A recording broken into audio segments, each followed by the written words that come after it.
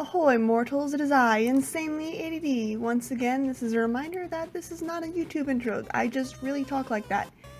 Anyways, today is a speed paint of the Bastard Squad, a collection of papyri I made to complement the Outcode stanzas.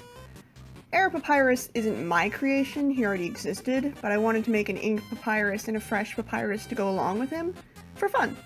And so I did that. And I think they're really cool. Anyways, currently I'm drawing Ink Papyrus.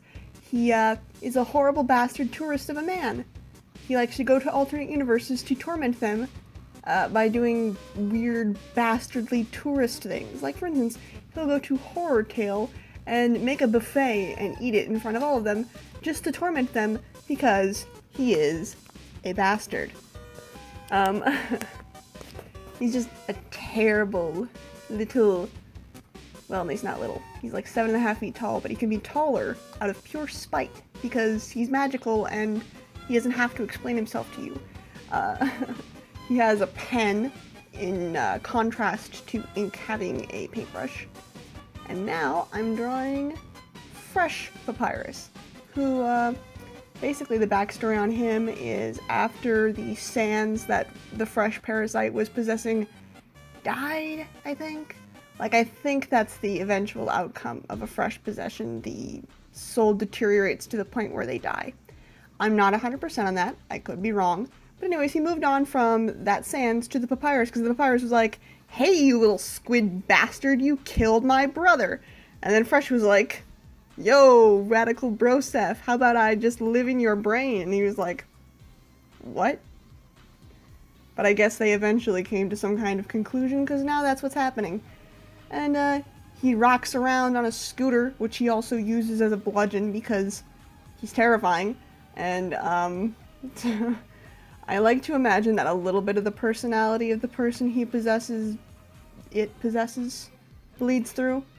So, like, he has slap bracelets that are throwing knives and a scooter that he uses as a bludgeon. Fun fact, if you pick up a scooter by, like, the handlebar part and swing it around above your head, it becomes like a helicopter blade of pure, weighted, skull-smashing destruction.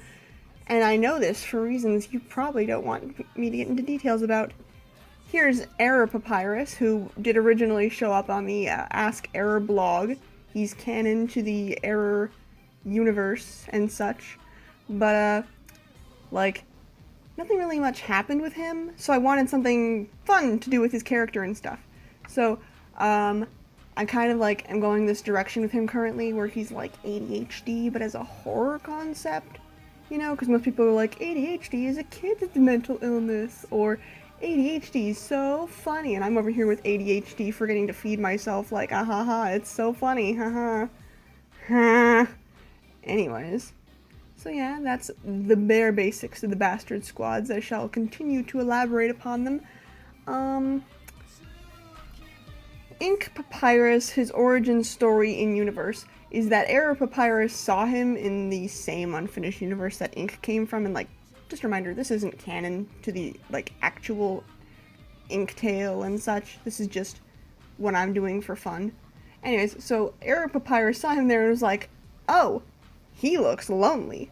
I want to make a friend." And so he, like, pulled him out of that universe or whatever. And Ink Papyrus was born. I don't have the specifics. I'd probably need to do more research on the actual AU to, like, make it not horribly conflicting with it. I mean, it obviously conflicts a little bit, but it's because I'm having fun. So, yeah, he's got this, pen thing. And how it works is there's like that part that I just drew. You spin it, and the little triangle bit will select the color that it lands on, then you can use that to draw with. And like sometimes the color is like literal, like, oh, I need to draw a tree or grass, I gotta select a green, or sometimes it's metaphorical, like color theory and stuff. And so yeah, and then it will just spoosh out that ink and such. Other things about him include,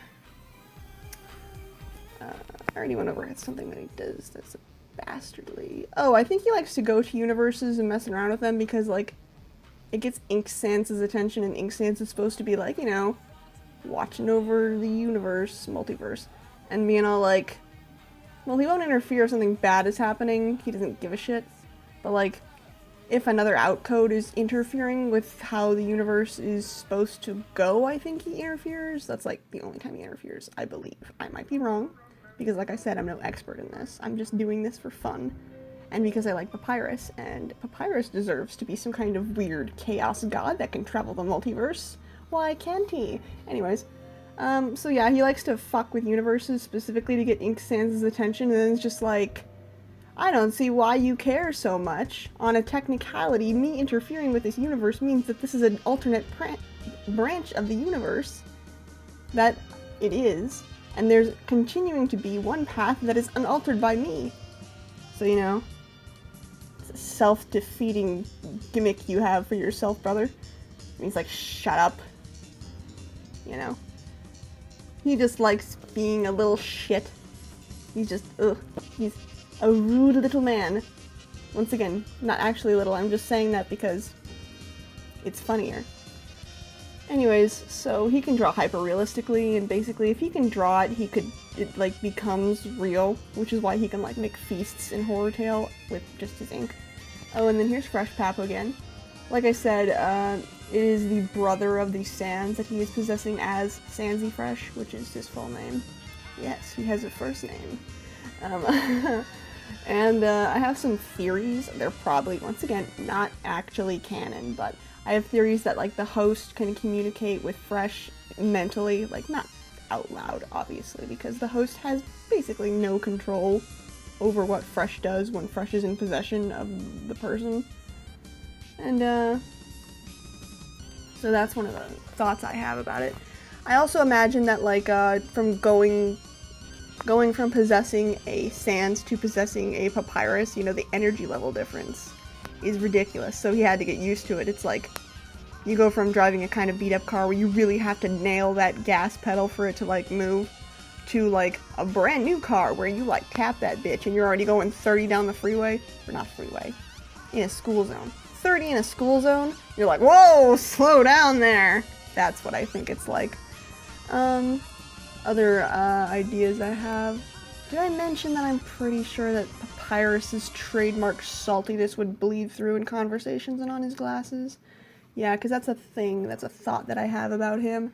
That, like, sometimes, like, the things that show up on his glasses are, like, less just generic, radical sayings, or some mild commentary on the current events, and more like, I'm taller than you, you should fear me, you know? Something like that.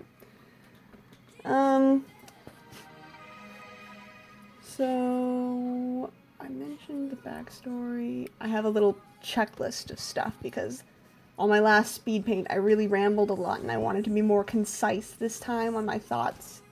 So I wrote down a little list of stuff that I wanted to discuss about these things. So yeah. Oh yeah. Because he used to be a Sans, he does hang out with the outcode Sanses just as often as he hangs out with the outcode Papyri.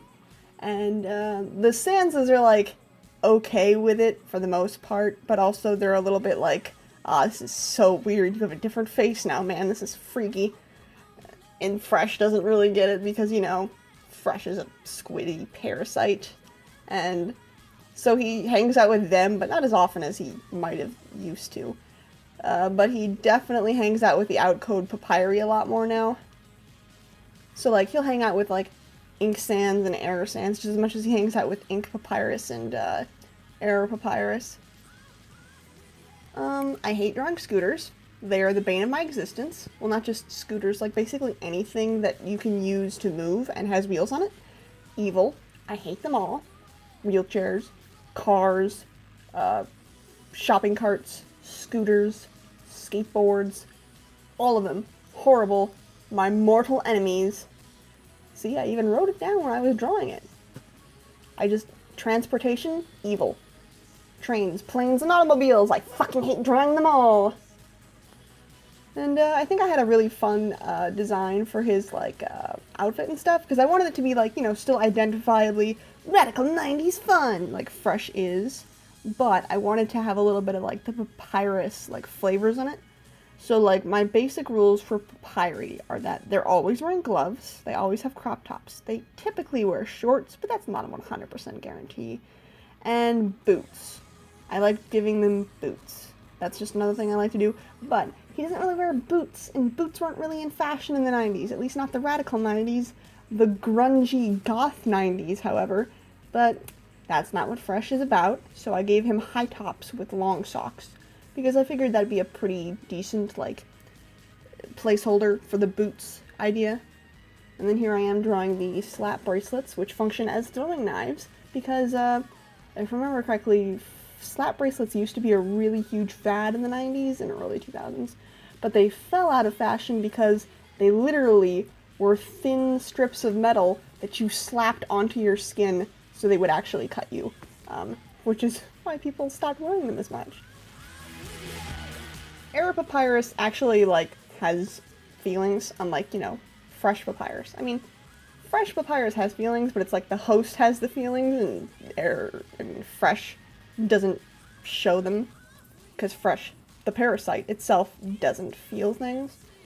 Anyways, so Error Papyrus is, like, the only papyrus that has feelings, and my take on him is, like, he's ADHD as a horror concept, and most people don't take ADHD very seriously, but as a person who has ADHD, I do, and it can be pretty horrifying. So basically, like, the gist of it is, he's got this thing canonically where he's, like, gets weirdly attached to people and wants to kidnap them, so I'm just gonna say that that's, like, a branch of hyperfixation.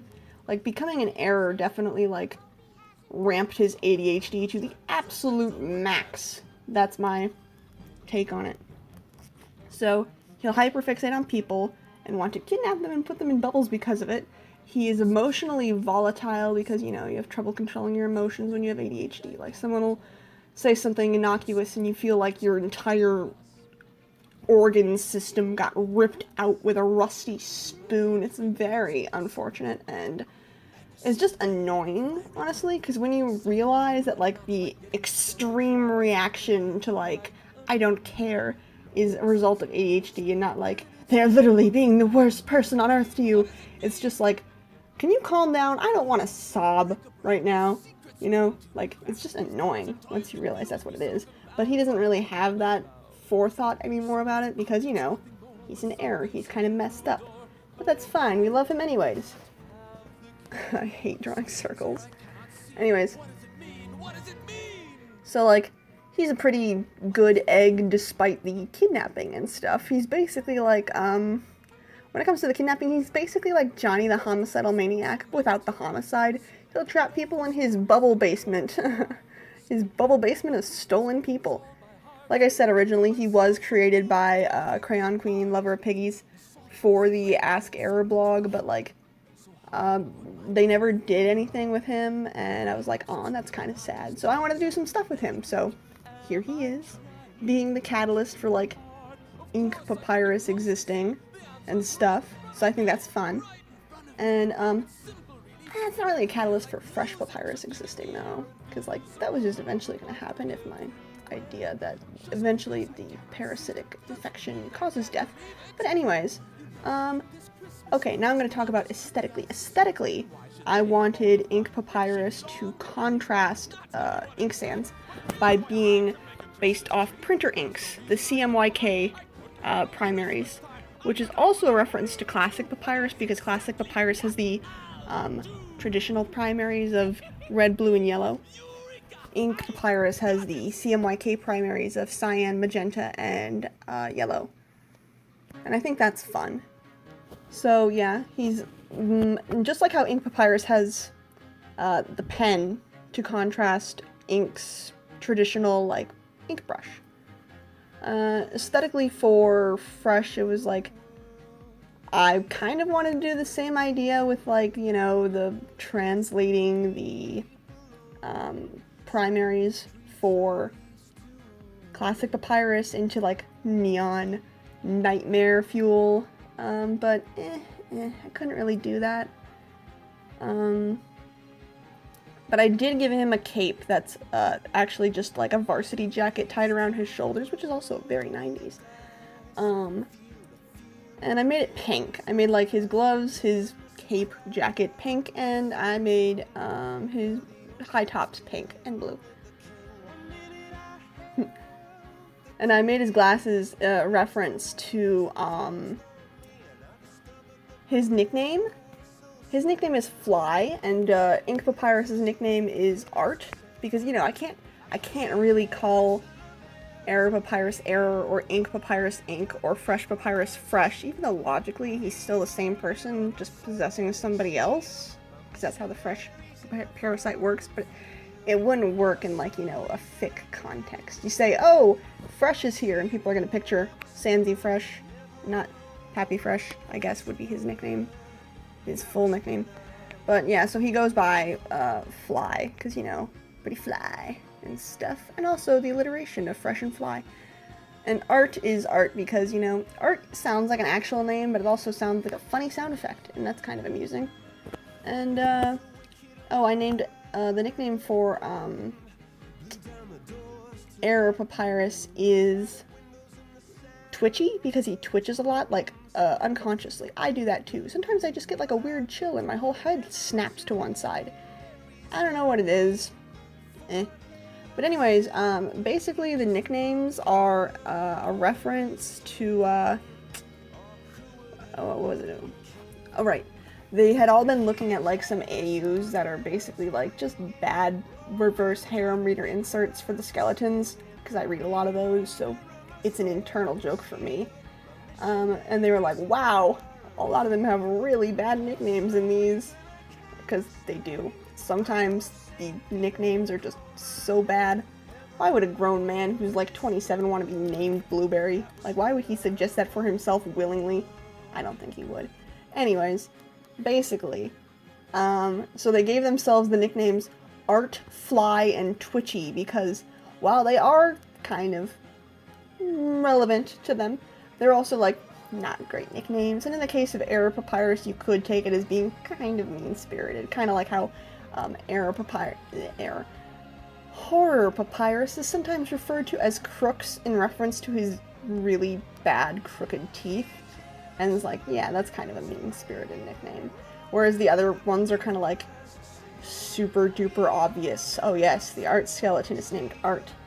Or just like tangentially related, but not like the best nickname, like Fly. You know? So that's basically the nicknames that I came up with out of universe. That's the reason why. But in universe, yeah, they came up with the nicknames themselves for fun. They're like inside jokes. And also because, you know, people call ink sans ink even in universe, so they can't really call Ink Papyrus ink, but they also can't really call him Papyrus because there's a lot of papyri, you know? So, you know, the nicknames were just the best decision in the end. And here I am coloring it. Fun fact, when I record this, I do window recording, so that way you only see the window that I have, that I select, which is the drawing window. And this means that whenever I pull up like gradients or gradient maps or any kind of like filter, it doesn't show the little pop-up window. So when I made the rainbows on art, for instance, you wouldn't see the colors and how I arranged them on the gradient, but that's fine because like I did show like the picture that I was referencing with the reference colors for the rainbow on it. Oh, and currently working on Fresh again. Like, he's pretty fun to draw, he's pretty easy to draw in my opinion. Like, he's not super overly detailed, like, I think Ink Papyrus art is a little detailed, a little excessively detailed maybe. But you know, he is the art boy, so that kind of makes sense. And Error Papyrus, who once again I did not design, is covered in gradients, but that's kind of like typical of the errors. So, you know, I can't really like complain since it's just a feature, you know? Oh my god, I just got a great idea. I want them to meet the I forgot his name, but there's like another AU called Fatal Error, and there's a Papyrus for that AU, and I want to draw them meeting him being friends. And if something happens to him, which I have a bad feeling something bad might happen to him, I will be very mad. Anyways, so yeah, I'm currently drawing the stripes. What I do is I like to draw stripes and stuff that have no outlines, like on a separate layer, and then I lock the opacity for the layer and draw over it to like make the shadows. That way they look a lot more clean than if I drew like the lineless stripes on the same layer and then tried to do the same technique I used to put shadows in the layer above with a fill bucket. Oh, and here for Error Papyrus Twitchy, I had to make the shadow layer partially opaque so that way I could see where I'm erasing from, because his bones are literally black, and I don't really do like full solid blacks for like pictures like this. Like for instance, if I was just doing flat colors, maybe I'd use black and then like use white for the outlines or something. But as is, it's kind of difficult when you want to do like, you know, cell shading, because if you have one small area, it's one huge area that isn't cell shaded, it looks a little funny. So I do like a dark blue for his actual highlights on his bones. And then in the areas where it's black, I went over the lines with the opacity locked in a purple color, which is actually what the outline of his mouth and his other eye are in canon, how he's canonically designed. And I think that's fun. And you can see here that he also has some of those like gradients on his actual like bones. And I went over it like, I was originally going to do it on the shadow level first, and then, you know, it's fine. But I went on them separately because I felt like it would make the shadows still pop more from the flats. And man, I just, his gradients will kill me one day. I'm thinking maybe I'll just not draw them if I ever have to like draw him in flat colors. Or maybe, maybe I could leave the gradients in. They're not as big of a pain when you don't have to put shadow on them, you know? That's my thought. And here I am, I'm making the ink that Art is like throwing around, rainbow colored, because it's fun. Like he spun it and then just started using the ink, which would cause it to just, you know, explode in rainbows, basically. So that's fun. Here I am messing around with like settings to see like how I can get the highlights to look good on the ink. And like it was kind of annoying because like I'm not used to doing overlays. Typically I would just, you know, select the color and do it myself, like pick a highlight shade, but it was fun to try something different this time. And what am I currently doing? Oh yes, I'm erasing part of it so that way it's like I'm erasing it so it's slightly transparent, making it look more fluid and such. Oh yes, the last thing on my list of talking points is power levels. Basically, Fresh Papyrus, I think, would be slightly more powerful than Fresh Sands, but that's kind of irrelevant because only one Fresh can exist at a time, I think. Because there's like only one Fresh Parasite in existence at all. But, yeah. So, I think he's slightly more powerful, but just by virtue of the fact that, you know, Papyrus has more energy to expend than Sands. Error Papyrus, I don't know. I don't think he would... He's implied to have come from a disbelief timeline, so I think he'd be more averted to fighting than most Papyri. Because Papyrus likes fighting. Every single version of Papyrus probably likes fighting. He just enjoys it, and I liked how this looked. This gradient map looked so good, so I saved it as it was. Anyways, all Papyri like fighting, but I think a Papyrus from a disbelief timeline, one where he's implied to have killed the human, and that's why he became an error, I think. Like, that's the implication that I'm getting, even though he literally only had one appearance. Like, that's the implication I get from his design, which just shows you how well designed he is. But anyways, I think he is more averted to being violent and stuff, but if he had to, he'd probably be pretty strong. So yeah, here's the all gradient map version.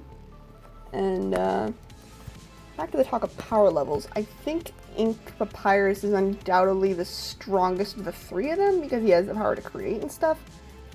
I think, you know, I really try to think of, like, weaknesses, because, you know, not having a weakness is such a bad thing, but, like, also, can't I just enjoy something? Can't I have fun? Can't he just be overpowered for the fun of it? Oh, and then here's the version where there's no gradient map filter over top, so it's just, like, the flat colors as they were on top of the background. So yeah, I think Inked Papyrus is, like, the strongest of these papyri. I don't know about, like, overall of all the outcodes. I don't want to get into that. I think he'd be pretty strong. And then here it is with, like, a little bit of the gradient map over top of it to, like, make the colors mesh and blend and fit together much nicer. Anyways, so that's my speed paint. I really hope you enjoyed listening to me ramble about my boys. And have a nice day. Bye.